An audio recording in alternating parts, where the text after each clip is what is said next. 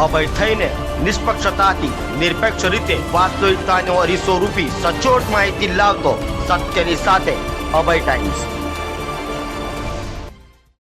સુરતમાં ફરી નકલી સરકારી અધિકારી પકડાયા છે। સુરત મનપાના નકલી કર્મચારી બનીને ફરતા 3ને સરથાણા પોલીસે અટકાયતમાં લઈ તપાસ હાથ ધરી છે।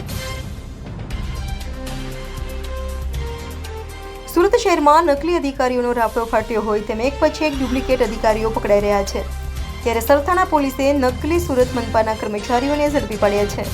સુરત મનપાના કર્મચારી ન હોવા છતાં food safety and standards authority of ઇન્ડિયાના લાયસન્સ માટે ગ્રાહક લાવતા હતા। હાલ તો સરથાણા પોલીસે 3 આરોપીઓ રોહનગીરી ગોસ્વામી, કોમલ પરમાર અને શોભના ઝાલોદરાની અટકાયત કરી છે। તો આરોપીઓ સરથાણા વિસ્તારમાં એસએમસીના કપડાં પહેરી લોકોને છેતરતા હતા।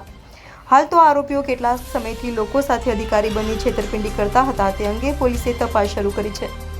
ઝડપાયેલી ટોળકી દુકાનદારો પાસેથી 2780 રૂપિયા લઈ જઈ સ્થળ પર જ બોગસ લાયસન્સ આપતી હતી, તો લાયસન્સ અપાવવા ટોળકી ખાણીપીણીની દુકાનદારો પાસેથી 100 થી લઈ 2680 સુધી ચાર્જ વસૂલતી હતી।